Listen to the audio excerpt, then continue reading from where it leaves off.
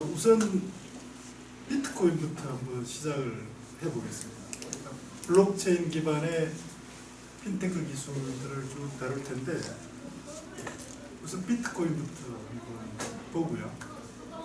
그 다음에 이더리움을 보고, 그래도 조금 시간이 남으면 리플에 대해서 공부를 좀 하려고 합니다. 그리고 중간중간 관련되는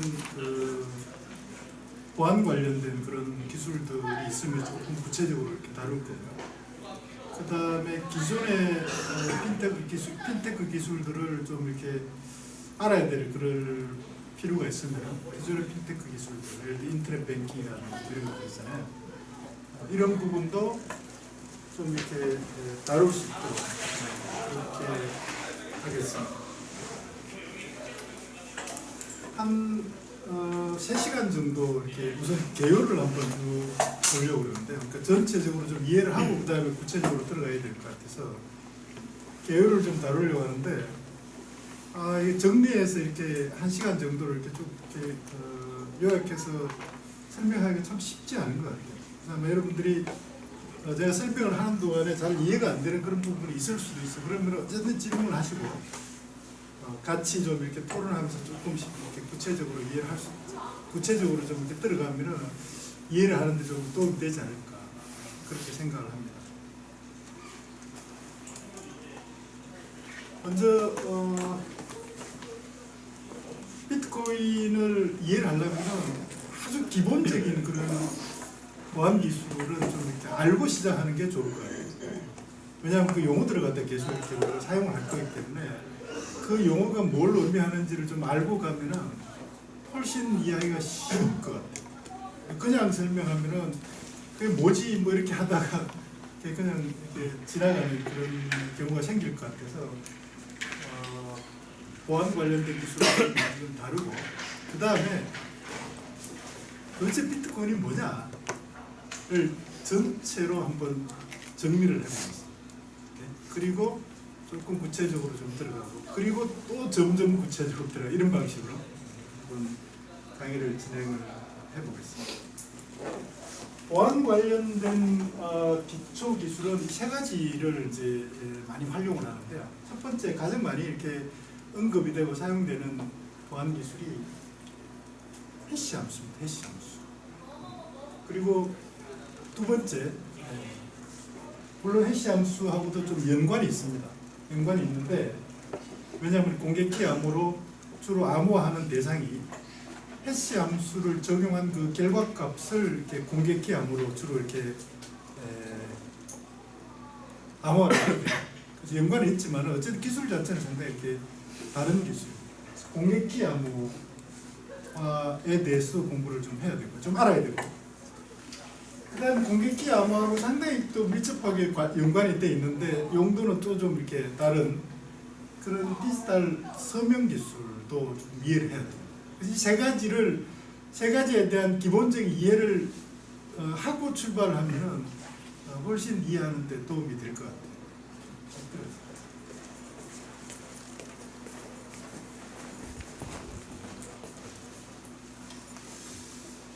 해시 함수가 뭐냐? 해시 함수, 해싱, 해시 이렇게 보통 이야기를 하는 해시 함수가 뭐냐? 한마디로 이야기하면은 메시지에 대한, 문서에 대한, 디지털로 표현된 메시지 또는 문서에 대해서 지문을 생성하는 그런 함수입니다. 지문. 우리가 오프라인상에서 이제 지문을 많이 활용하잖아요. 나의 어떤 개인, 한 사람에 대한 전체적인 정보를 사용하는 대신 그 사람의 특징을 유니크하게, 유일하게 표현해주는 그런 지문, 홍채 정보, 정맥 패턴 같은 거, 목소리 정보, 이런 것들을 이용하잖아요. 근데 그 중에 우리가 가장 많이 쓰는 생체 정보가 지문인데, 지문의 특징이 그 대상이 되는 사람하고 지문하고 항상 1:1 관계가 유지가 되면서 지문 정보가 훨씬 크기가 작다, 이런 특징을 가지는 거잖아요. 그래서 지문 정보를 많이 이렇게 사람을 식별할 때, 인증할 때 많이 이렇게 사용하는 거죠. 동일한 의미를 가진다 이렇게 보면 됩니다. 어떤 메시지에 대해서 이 메시지를 입력값으로 딱 넣으면 함수에다 넣으면 그 결과값이 어떤 특징을 가지는 결과값을 만들어주냐면 일단 아주 길이가 짧아. 네? 길이가 아주 짧아요. 그 다음에 길이가 항상 일정해. 네. 예를 들어서 뭐 128비트, 256비트, 512비트 이렇게 어떤 크기의 입력값이 들어갔던 동일한 크기의 결과값이 딱 나오는 거죠.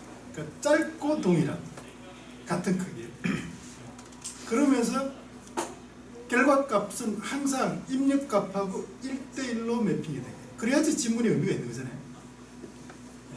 그래서 고유한, 유니크한 그런 결과값을 만들어내는 거예요. 그런 의미에서 그게 어떤 입력 메시지에 대한, 입력 문서에 대한 지문의 역할을 한다. 이렇게 볼 수 있는 거죠. 그래서 우리가 그 지문이라고 이렇게 표현을 하진 않고요. 해시 함수에 대한 결과값, 해시값, 해시 밸류 이렇게 얘기하고요.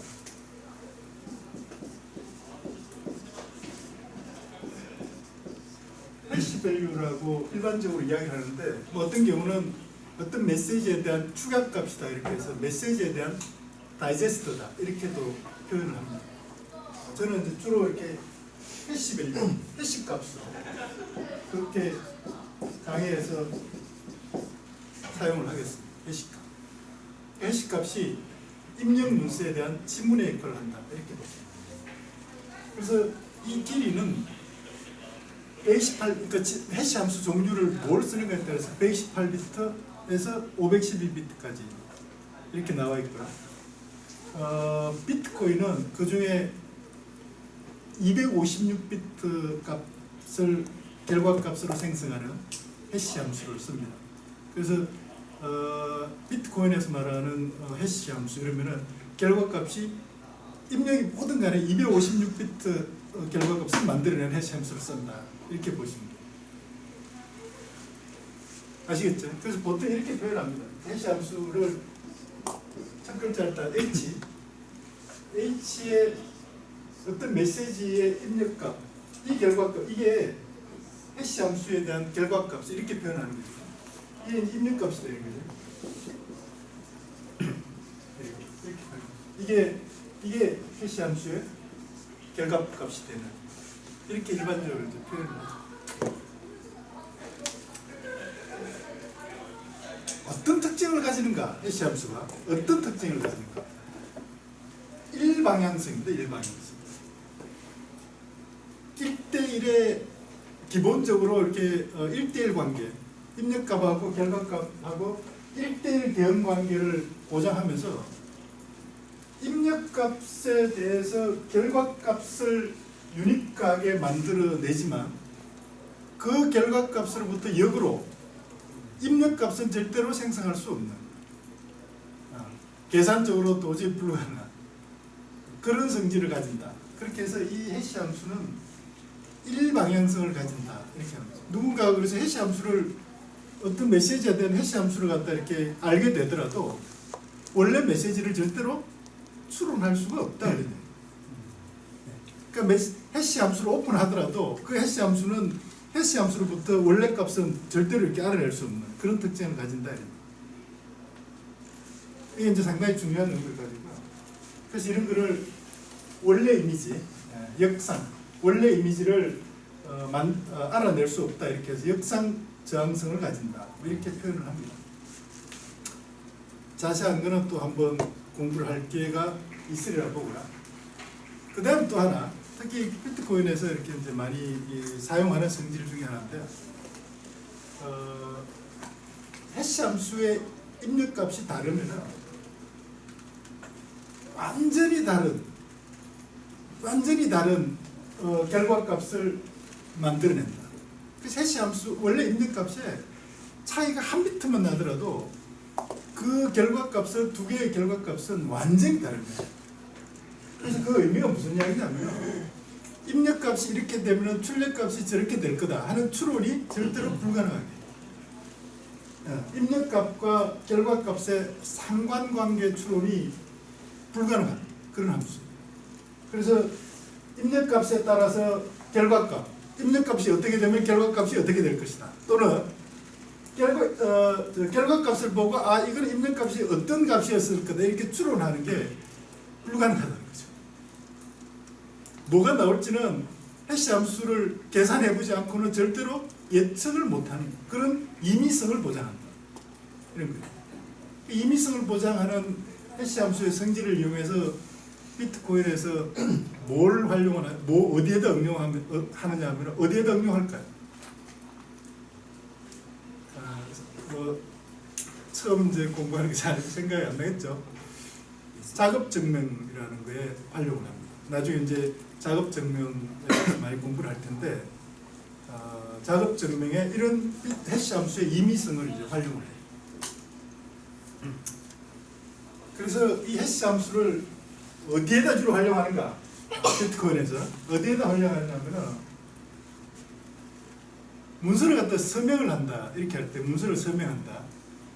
그 문서를 나만 알고 있는 개인 키를 사용해서 공개 키 방식으로 이렇게 암호화를 하는 그런 작업이거든요. 문서를 서명한다는 게. 그죠? 이런 공개 키 할 때 다시 조금 이렇게 설명을 드리겠지만 서명을 한다. 이런 이야기죠. 어떤 문서를 보내는데 어떤 메시지를 이렇게 보내는데 메시지 M이라는 메시지를 보내는데 이 메시지만 보내는 게 아니고 이 메시지에다 서명을 같이 보낸다. 이런 이야기 무슨 이야기냐면은 이 메시지를 암호화를 하는데요. 암호화한다는 것, 인크립션 한다 이렇게 해서 E라고 이렇게 표현합시다. 암호 함수를 암호화를 하는데 이 메시지를 암호화를 하는데 어떤 키를 사용해서 암호화할 거냐면은 나만 알고 있는 개인 키, 비밀 키, 그 키를 예를 들어서 비밀 키를 K- 이렇게 표현합시다. 이렇게 해서 이 문서하고 이 서명, 이게 이제 서명이 되는 거예요. 서명. 이 두 개를 같이 보내는데 굳이 이 문서 크기가 예를 들어서 1메가다. 1메가 파일 전체를 다 암호화를 하지 말고 요거에 대한 지문을 만들어서 암호화를 하면은 훨씬 더 암호화가 쉽지 않겠냐는 거죠. 왜냐하면 이 문서하고 그 해시 함수의 지문하고는 항상 1대1로 보장이 되니까, 그죠? 그래서 보통 이렇게 문서를 설명할 때 이렇게 안 하고요. 요 메시지 대신에 여기다 뭘 넣는다는 겁니까? 요 메시지에 대한 해시값. 해시값을 해시 함수에 뭐죠? 이걸 넣어서 이렇게 설명을 한다 그러냐. 그러면은 동일한 효과를 내면서도 훨씬 암호화해야 될, 공격기로 암호화해야 될 대상이 작아지는 거예요. 그래서 서명을 위한 문서 지문을 생성할 때 당연히 해시 함수를 쓰고요. 그다음에 블록체인이라면 블록을 서로 이렇게 연결하는데 절대로 서로 연결되어 있는 블록을 해체할 수 없게, 그 연결을 끊을 수 없게 이렇게 이제 연결하는 그 블록들을 그렇게 연결한 자료 구조를 블록체인이라고 그러거든요. 블록체인. 그때 체인을 만들 때 해시 함수를 써서 해시 값으로 이렇게 체인을 만들어요. 해시 값. 그래서 블록체인에서 블록 간을 연결할 때, 블록 간을 연결하는 체인을 만들 때 해시 함수를 쓰고, 그 다음에 해시 함수의 이 임의성을 이용해서 작업 증명에 이제 사용을 하는데, 작업 증명이라는 게 보통 이렇게 POW 이렇게 표현하는데, P가 프루프고 프루프하는데 뭘 프루프하냐면 이를 작업을 했다는 것도 증명한다고 이런 이야기예요. 이거 할 때 이제 어떤 목표 값을 주어지고 그 목표 값보다 작은 해시 값을 찾는 그런 문제를 갖다 이렇게 알고리즘적으로 그런 문제를 갖다 제시를 하거든요. 그러면 이제 그 해시 값을 갖다 계산해 가지고 제시된 목표보다 작은 걸 갖다 작다는 걸 갖다 증명을 했는데, 그걸 할 수 있는 방법은 계속 반복해서 해시 값을 찾아보는 수밖에 없다. 왜냐? 뭘 넣으면은 뭐가 나올지를 추론을 절대로 할 수 없기 때문에. 그게 뭐냐면 해시 함수의 임의성 때문에. 그런데 주로 이 해시 함수를 사용한다. 이렇게 이해를 하시면 되고요.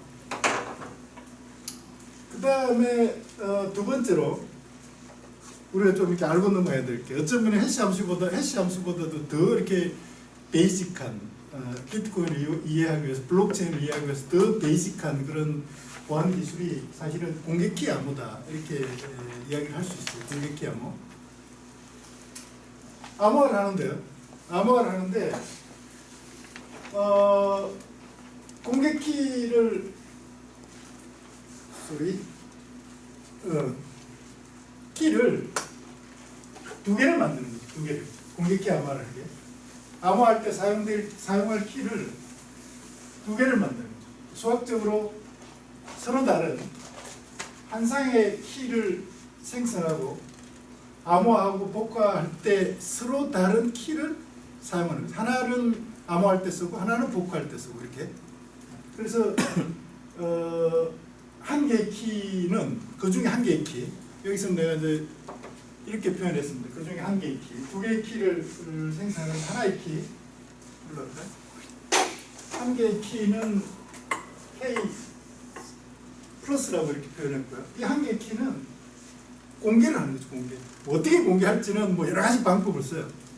우리가 이제 그동안 많이 들어왔던 공개키 공개 방식이 뭐였냐면은 뭐였을까요? 공개키 공개 방식. 공인인증서죠. 공인인증서가 내가 이 키가 나의 공개키가 맞다는 것을 금융결제원을 썼나요? 금융결제원 같은 이런 인증기관에서 인정을 하는 문서를 만들어 가지고 공개를 하는 그런 방식이 공인인증서. 그 키를 이 키가 누구 키가 맞다 이렇게 그 공개키를 공개하는 방식 중에 하나가 대표적인 게 있고 뭐 어쨌든 그렇고요. 또 다른 한 개의 키는 키 마이너스라고 표현했는데 이거는 일단 이렇게 공개되면 안 되는 거죠. 나만 알고 있어요. 그러니까 비밀로. 그래서 이런 키를 공개키에 대응되는 개인 키다, 프라이빗 키다 이렇게 표현을 합니다. 공개된 키는 퍼블릭 키 이렇게 하고요. 그리고 이 키를 수학적으로 이렇게 이제 만들어낼 때 내가 키를 하나를 공개를 했잖아요. 그럼 누구든지 내 공개 키를 볼 수 있는 거죠. 근데 그 공개 키로부터 개인 키는 절대로 추론이 불가능해요. 수학적인 그런 어려움을 활용해서 공개 키를 공개를 하더라도 절대로 개인 키는 알아낼 수 없게 이렇게 만듭니다. 키를. 그렇게 키를 만들어서 그래서 앞으로 우리 특별한 경우가 아니면은 공개 키는 K 플러스 이렇게 이렇게 표현합시다. 개인 키는 마이너스 이렇게 좀 용어를 이렇게 통일해서 쓰면 좋을 것 같아요. 이렇게 하고요. 암호화를 하면은 공개 키를 써서 암호화를 하면은 개인 키를 통해서 복구를 할 수 있어요. 개인 키를 사용해서 암호화하면은 공개 키를 통해서 복구가 가능한 거죠. 둘 중에 하나를 통해서 암호화를 하면은 대응되는 다른 키로 복구화를 할 수 있는 그런 원리를 적용하는 게 공개키 암호화 방식이다 이렇게 이해를 하시면 됩니다. 수학적으로 어떻게 가능한가 하는 거는 나중에 한번 이런 거를 구체적으로 공부할 시간이 있을지 없을지 사실 제가 좀 장담을 못 하겠는데 이게 상당히 좀 수학적으로 사전 지식이 좀 많아야 되는 그런 내용이라서 우리가 다룰 수 있는 시간이 있을지 없을지 그거는 좀 장담을 못 하겠지만은 뭐 나중에 필요하면 한번 해봅시다. 그러면은 이 공개키 암호 기술을 어디에다 활용하는가? 비트코인에서 어디에다 활용하는가?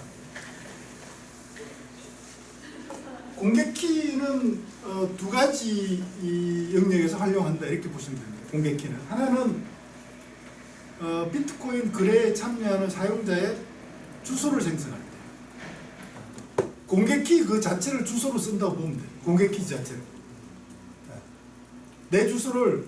내 공개키를 내 주소로 쓴다. 사실은 이제 정확하게 말하면은 뭘 쓰냐면은 공개키를 내 주소로 쓰지 않고 공개키에 대한 뭐를 내 주소로 쓸까요? 공개키에 대한 해시값.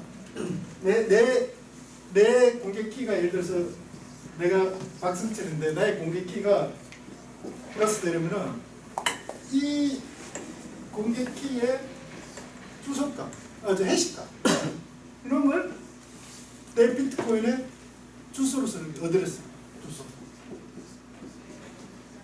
주소로 썼다 이렇게 보시면 돼요. 그러니까 공개키 그 자체가 주소하고 똑같다 이렇게 봐도 되는 거죠. 왜냐면 이거는 항상 1대1 관계가 보장이 되니까 그죠? 1대1 관계 이렇게 1대1 관계가 항상 보장이 되니까 뭐하고 공개키하고 이 해시값하고 항상 1대1 관계가 보장이 되잖아요. 그렇기 때문에 공개키 그 자체가 수소다 이렇게 이해를 해도 돼요. 그리고 또 하나는 뭐냐면은 개인 키를 가지고 우리가 거래를 할 때 거래 정보에 대한 서명을 할 거거든요. 서명. 거래 정보에 대한 해시값을 개인 키로 암호화한 그런 서명을 사용할 거라고. 그러면 그 서명을 검증할 때 뭘 쓰겠어요? 나의 공개키를 쓰는 거지. 공개키. 내가 예를 들어서 거래 정보를 보냈잖아요. 그러면은 박성철 교수가 보낸 거래 정보가 맞다는 것을 뭘로 검증할 거냐면은 공개키로 검증한대. 그래서 공개키는 비트코인의 주소를 생성할 때, 그 다음에 비트코인에서 거래 서명을 검증할 때 사용한다. 이렇게 보면 되고요. 뭐 개인 키는 그러면 거래 정보에 대한 서명을 할 때 사용한다. 이렇게 보면 되겠죠. 이해가 되십니까? 이해가 안 되면 안 된다고 이야기를 해주셔야 돼요. 왜냐하면 이걸 이제 많이 막 이용을 할 거거든요. 이런 개념을 활용을 할 거라고 설명할 때. 그 다음 이제 서명이죠. 서명. 디지털 서명. 서명의 용도는 오프라인 상에서 서명하고 똑같습니다. 오프라인 상에서 내가 만든 문서에 내가 만들었다는 것을 증명하는 수단, 이 서명하는 거잖아요. 서명. 내가 온라인상에서 거래 정보를 보냈다. 내가 보낸 게 맞다는 걸 증명하려고 그러면 거기다가 서명을 추가해서 보내면 된다. 이런 얘기. 서명을 생성하려고 그러면 이제 서명을 생성하려고 그러면 그 서명을 검증할 수 있어야 되잖아요. 그죠? 내가 서명을 만들어서 보내면 누구든지 박승철 교수가 만든 문서가 맞다는 것을 검증을 할 수 있을 때 누구든지 그래야지 서명으로서 의미가 있는 거잖아요. 그죠? 그래서 어떻게 해야 되냐면은 내 문서를 서명한 문서를 수신해야 되는 그 대상에 대해서 내 공개키가 공개되어 있어요. 그게 전제가 되어 있어요. 그러니까 그 공개키를 공개하는 방식 이 여러 가지가 있어요. 여러 가지 있는데 아까 내가 잠깐 언급하다 말았는데 대표적인 게 하나가 이제 공인인증서를 쓰는 거죠. 공인인증서 발행기관에서 이 키가 저 사용자가 개인키하고 공개키 두 개를 만들어 가지고 나한테 등록한 공개키가 맞다. 그걸 문서로 딱 증명해 주는 거죠. 그래서 누구든지 그 공인인증서를 가지고 있다가 저 양반이 서명해서 나한테 보내면 저분이 서명한 게 맞구나. 이렇게 검증할 수 있게 그렇게 공개키를 공개하는 방식, 공인인증서 방식이죠. 지금은 이 공인인증서가 우리나라에서 이제 찬밥 대우를 사실 좀 받고 있습니다만,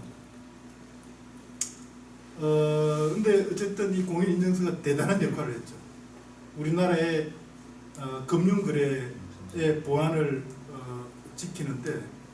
그러니까 실시간으로 인터넷 뱅킹이 가능하게 합니다. 전 세계에서 그 유일하게 그렇게 하는데 1등 공신이죠. 근데 이게 이제 좀 불편한 이제 뭐 이런 것 때문에 요새 들어와서 이제 찬밥 대우를 받고 있습니다. 그 다음에 또 하나는 어떤 방식이냐면요. 요새 이제 많이 쓰는 건데 생체 인증 많이 쓰잖아요. 생체 인증. 뭐 지문인식이라든지 홍채인식이라든지 생체 인식 정보를 가지고 인증하는 방식을 많이 쓰는데 그때 어떻게 하냐면은 내가 내 휴대폰에서 공개키하고 개인키를 생성을 해요. 그리고 이 공개키 내가 은행 거래를 할 거다 이러면 그 은행에다 내가 거래할 은행에다가 내 공개 키를 등록을 하는 거죠. 온라인상으로 등록하니까 우리가 뭐 직접 가서 등록하고 이런 게 아니고 등록을 하면은 그 다음에 있잖아요. 내 개인 키는 이 휴대폰에 다 들어있는 거죠. 휴대폰. 그리고 이 개인 키는 나만 쓸 수 있잖아요. 이 휴대폰을 누가 이렇게 빌려가지고 내 여기 있는 개인 키 가지고 이렇게 서명을 할 수 있으면은 은행 거래를 내 대신 다 할 수 있는 거죠. 그래서 여기 있는 개인 키를 나만 쓸 수 있게 이렇게 보호를 해줘야 됩니다. 그때 나라는 것을 인정하는 방식을 여기에 있는 그 개인 키를 쓸 수 있는 권한을 부여하기 위해서 박성철 교수라는 걸 인정하는 방식으로 생체 정보를 이용하는 거죠. 그 생체 정보가 요 컴퓨터에 미리 등록된 생체 정보가 같으면 이 사람이 이 휴대폰의 주인이 맞구나. 그러면 여기 있는 개인 키를 쓸 수 있게 만들어 가지고 거래에 대한 서명 정보를 이렇게 서명할 수 있게 이렇게 하는 거예요. 그래서 서버에다가 이렇게 등록할 수도 있고. 또 하나는 아예 아까처럼 비트코인 같은 거는 등록 필요 없다. 나는 아예 공개키 자체를 내 주소로 쓰겠다. 주소. 나한테 거래 정보를 보낼 사람은 전부 다 이 주소로 보내면 이 주소가 곧 공개키다. 그럼 내가 내 주소에 대응되는 공개키 그 다음에 내가 이렇게 이 주소를 보낼 테니까 그 주소에 대응되는 공개키로 증명을 해라. 검증을 해라. 이렇게 하는 거죠. 아예 공개키 자체를 주소로 써가지고 주소를 공개함으로써 공개키를 공개하는 이런 방식이 있다는 거예요. 그러니까 비트코인은 주소 자체를 공개할 때 아예 공개키가 공개되는 그런 방식을 쓰고 있습니다. 이해가 됐나요? 여러 가지 용어를 막 지금 쓰고 있는데 제가 컴퓨터 과학을 전공한 사람들 또 보안에 관련해서 조금 관심 있는 사람들은 아마 이 용어들이 생소하지 않을 거라고 생각을 하는데 그렇지 않은 사람들은 조금 생소할 수 있어요. 이해가 됩니까? 어떻습니까? 이해 잘 안 되는 어떤 부분이 이해가 잘 안 되십니까? 가다가 또 네. 이게 지금 따라가는 게 조금 이렇게 헷갈리고 그렇습니까?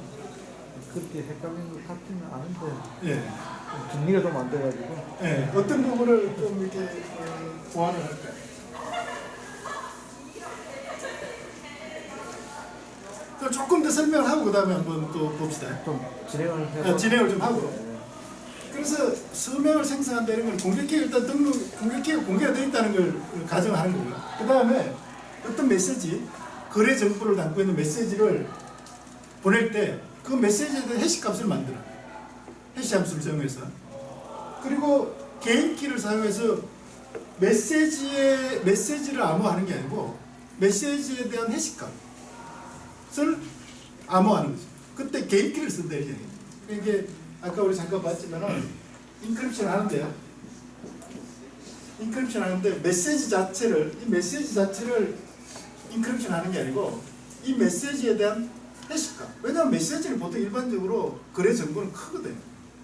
작게 만들어야 되니까. 그래야지 암호하는데 시간도 적게 걸리고 암호하는데 어렵지 않기 때문에 해시값. 를 암호화를 하는데 뭘 쓰냐? 내 개인 키. K 마이너스 이렇게 해서 암호화하는데 이것 자체가 설명해요. 이것 자체. 그럼 문서를 보낼 때 뭘 어떻게 보내냐면은 이 메시지하고 거래 정보를 담고 있는 이 메시지하고 이거를 두 개를 같이 보낸대. 같이. 아시겠어요?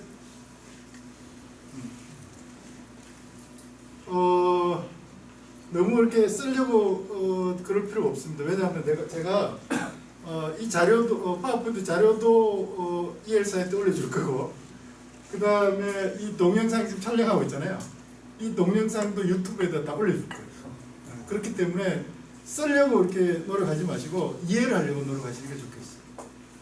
여기 쓰는 게 다 동영상으로 다 촬영이 되고 있기 때문에 그리고 잘 이해가 안 되면은 어떤 질문 해도 괜찮아요. 제가 대답을 못할 수도 있지만 못하면 또 같이 이야기를 하면 되고요. 그리고 또 숙제로 또 이렇게 이따가 나중에 또 이야기를 할 수 있기 때문에 어떻게 해도 상관없습니다. 어떤 질문해도 상관없다는 거예요. 지금 여기서 말씀하시는 서명이라는 용어에 대해서 다시 한번 설명해 주시면 되겠습니까? 서명이라는 게 있잖아요. 서명. 어떤 문서가 그 작성자가 그 문서에, 그러니까 예를 들어서 내가 어떤 거래 정보를 담고 있는 문서를 만들어 가지고 보냈어요. 서버한테 보냈어. 예를 들면 뭐 우리 인터넷 뱅킹이라고 보죠. 인터넷 뱅킹. A 계좌에서 B 계좌로 돈을 100만 원을 송금하시오. 이체하세요. 이런 문서를 만들어 내 컴퓨터에서 만들어서 보내잖아요. 그러면은 그 은행 서버 프로그램 입장에서 볼 때 저 문서, 저 메시지가 내가 보낸 메시지가 맞는지, 박성철이라는 우리 고객이 보낸 메시지가 맞는지 한번 증명을 해야 되잖아요. 그죠? 그래서 만약에 저 양반이, 왜냐하면은 뭐 중간에 공격자가 또는 그 공격자가 심으는 어떤 그 악성 소프트웨어가 그런 거래 정보를 또 만들어서 보낼 수 있으니까. 그죠? 그러니까 그런 문서를 보낼 때는, 그런 메시지를 보낼 때는 반드시 그 뒤에다가 박성철 교수가 이 문서를 작성한 게 맞다는 정보를 추가해서 보내라 그러냐. 추가해서. 그러면은 내가 추가할 정보, 이게 이제 이건데요. 이거 내가 추가할 정보. 이거는 나만 만들 수 있어야 돼요. 그죠? 요 추가할 요 정보는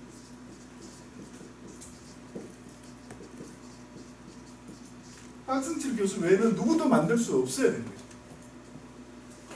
근데 이 문서, 이 정보를 나 말고 다른 사람이 만들 수 있을까요? 없을까요? 있겠습니까? 없겠습니까? 왜 없을까? 이 개인 키를, 이 개인 키 있잖아요. 이 개인 키를 나 말고는 누구도 알 수 없기 때문에 그렇죠. 그렇잖아요. 그래서 이 정보를 이 문서하고 같이 보내면은 요 정보를 해석해서 이 정보가 원래 이 원본하고 같다. 이런 게 증명이 되면 이 문서는 박성철 교수가 만든 게 맞다 이런 거거든요. 근데 그 어떻게 증명하는 거지 조금 이따 보려고 그래요. 어떻게 증명하는 거예요? 이해가 되십니까? 네.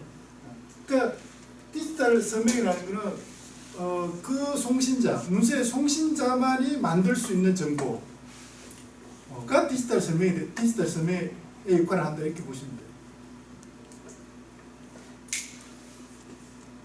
이해가 다 되셨죠? 예. 오케이.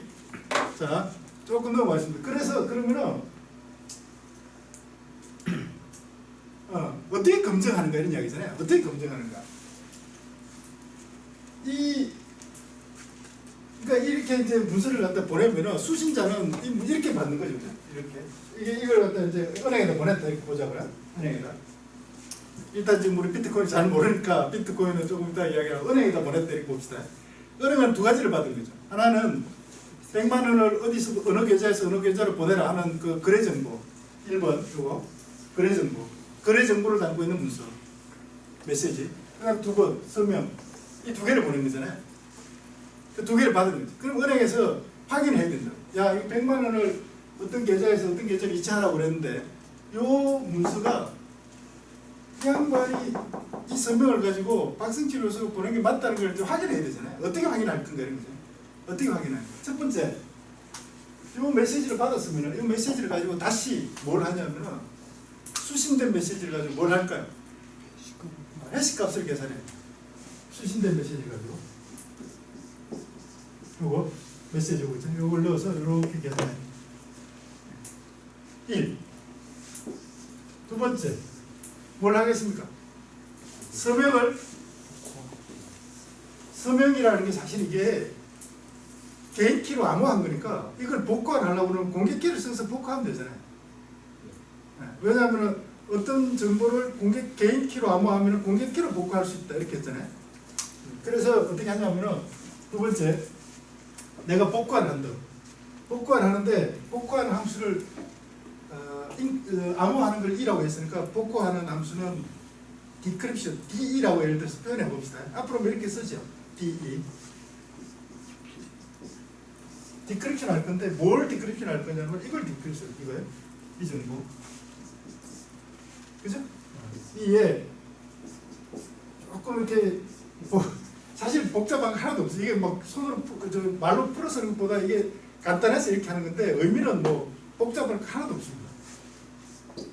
암호한 건데 뭐로 암호한 거냐면 내 개인 키로 암호한 요 정보를 복구를 하려고 그러는데 그죠? 무슨 키를 써서 복구를 할 건가? 나의 공개 키는 등록이 돼 있다고. 뭐로? 공인인증서로. 은행이 이미 알고 있는 거지. 은행이 내 공개 키에 대한 인증서를 알고 있다. 그래서 그 인증서에 있는 공개 키를 써서 그 공개 키가 예를 들어서 K 플러스다. 이렇게 복구를 한다. 이러면 이 결과가 뭐가 되겠습니까? 응? 이게 뭐가 되냐면은 문서에 대한 해식감. 이게 되는 거죠. 복구를 했으니까. 원래 암호한 게 이거였으니까. 그죠? 암호를 하려고 이거였으니까 복구를 제대로 하면 이게 나오는 거죠. 그래서 이거하고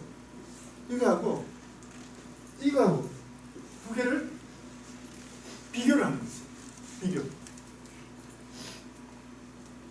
원래 이 문서하고 있잖아요.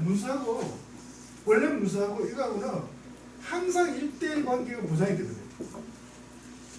그래서 이놈하고 같다는 이야기는 이 해시값이 원래 문서, 이 오리지널 문서의 해시값 하고 이렇게 1대1 같은 거잖아요. 그러면은 원래 내가 저 해시값을 구하기 전에 이 문서 있잖아요. 구하기 전에 내가 받은 문서 이거 원래 받은 문서 이거요. 요 문서를 해시값을 가지고 자기가 개인 키를 써서 이렇게 암호화한 그 문서가 맞다는 것을 확인할 수 있대. 이런 식으로 이렇게 검증하는. 뭐 개념적으로 상당히 이렇게 간단한 얘기. 그래서 한마디로 이야기하면은 서명을 검증한다는 이야기는 문서에 대한 해시값을 개인 키로 암호한 것을 자기 공개 키로 그 대응되는 사람의 공개 키로 복구해서 그 값이 내가 수신한 문서에 대해서 계산한 해시값하고 같은지 안 같은지 비교합니다. 같지 않으면은 그거는 그 문서는 그 박스티 교수가 만든 게 아닌 거죠. 그럼 지금 우리가 은행 거래하고 있는 일반적인 거래에서도 네. 저 회식값을 쓴다는 당연하죠. 왜냐하면 우리 인터넷 뱅킹한데 공인인증서를 쓴다는 이야기는 공인인증서를 뭐 하기 위해서 공인인증서를 발급하냐면 서명을 검증하기 위해서 하는 거예요. 서명. 어디다 쓰겠어요? 공인인증서. 공개키를 어디다 써먹겠네. 서명을 검증하기 위해서 하는 거예요. 그래서 내 PC에 내 개인키가 있는 거죠. 그래서 그 내 개인키를 어떻게 보호하느냐? 어떻게 보호합니까? 여러분들. 비밀번호로 보호하는 거죠. 생체 정보로 보호할 수도 있죠. 그 비밀키나 생체 정보는 서명용 개인키를 안전하게 보관하기 위한 수단이죠. 그것 자체가 내가 이렇게 비밀키를 패스워드를 입력한다고 해서 그 패스워드가 은행으로 가는 게 아니다. 무슨 얘기 아시겠죠? 이거 지금 계속 인터넷 뱅킹까지 이렇게 이야기 가는데요. 어쨌든 그런 그 개념으로 지금 현재 이 서명이 다 활용이 되고 있습니다. 서명은 또 기본적으로 해시 함수를 써서 해시값을 만들어서 개인키로 암호하고, 검증은 공개되어 있는 등록되어 있는 공개키로 복구하고 이런 거. 처음 들어보는 것처럼 이렇게 표정들이 그런데 아니 그러니까 그럴 것 같아서 제가 사실은 비트코인을 설명하기 전에 이런 개념을 먼저 설명을 하는 거예요. 그렇지 않으면은 이해하기가 쉽지 않아요. 그래서 사람들이 왜 그 주변에서 여러분들 친구들이나 뭐 이 IT 분야가 아닌 다른 쪽에 있는 사람들이 비트코인이 뭐냐, 뭐 어떻게 동작하냐 이런 거 하면 많이 물어볼 거예요. 근데 설명하기가 상당히 까다롭죠. 왜냐? 이런 개념이 그 저변에 딱 깔려 있거든요. 그 동작하는 그 설계 그 저변에 이 세 가지 개념이 전제로 해서 이렇게 깔려 있다. 그래서 그걸 설명하고 나야지 좀 설명이 가능한데 그거 없이 이야기하려고 그러면은 뭐가 뭔지 이렇게 헷갈리고 이렇게 되는 거지. 아마 그런 경험들 많이 했을 겁니다. 많이들 여러분들한테 많이 물어봤을 거고. 그렇지 않습니까? 그래서 그러면은 비트코인에서 이 설명을 어디다 활용하는가? 첫 번째, 이거예요.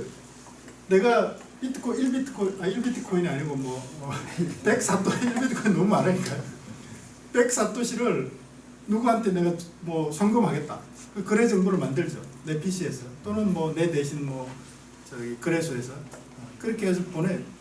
그러면은 박승철 교수가 보낸 거래 정보가 맞는지를 확인해야 된다. 내 대신 누가 아무나 만들어 내 이름으로 거래 정보를 막 날리고 이러면 안 되잖아요. 그러면 나는 반드시 그 거래 정보 뒤에다가 내 서명을 해야 된다. 내 개인키로. 그래야지 거래 생성자를 확인할 수 있다. 그리고 나중에 또 확인을 하면은 그거는 뭐하고 또 관련있냐면 자기가 거래 정보를 만들어 놓고 나중에 내가 보낸 게 아니다. 이렇게 부인할 수도 있잖아요. 그것도 안 되는 거지. 왜냐? 네 개인키로 서명을 암호화를 했는데 네 말고 이걸 누가 할 수 있냐? 아무도 할 수 없잖아요. 그러면 내가 안 했으면 이제 내 개인키를 누가 이렇게 훔쳐가지고 했겠지. 그럼 자기 개인키를 훔쳐서 했으면 뭐 자기가 어떻게 했겠어? 자기가 자기 개인키를 보관을 잘못해서 그런 건데. 그렇잖아요. 어쨌든 거래 생성자가 누구라는 것도 확인하는 용도로 쓰는 거죠. 서명을. 그리고 어떤 주소로 내가 송금을 했어. 그럼 그 주소가 내 주소에서 그 수신자의 주소를 가잖아요.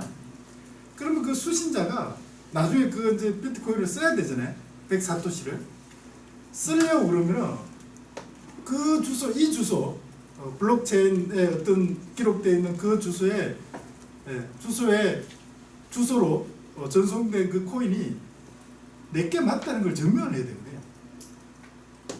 그러려면 어떻게 해야 되냐면은 그 주소에 대응되는 사용자가 내가 맞다. 그 주소라는 게 공개키라고 그러잖아요. 그 공개키의 주소가 그 공개키가 내게 맞다는 것을 서명으로 증명해요.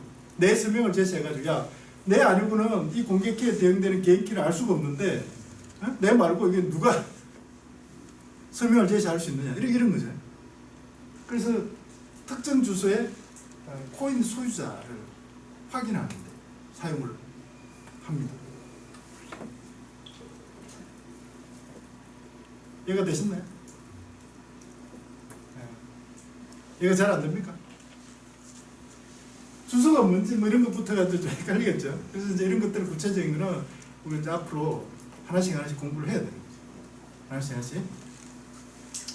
자, 일단 여기까지 해시 함수, 공개키 암호, 그 다음에 디지털 서명까지 아주 기본적인 보안 관련 기술을 일단 설명을 하고요. 여기까지. 그 다음부터 다시 비트코인에 대한 좀 더 구체적인 내용을 한번 좀 들어가 보겠습니다.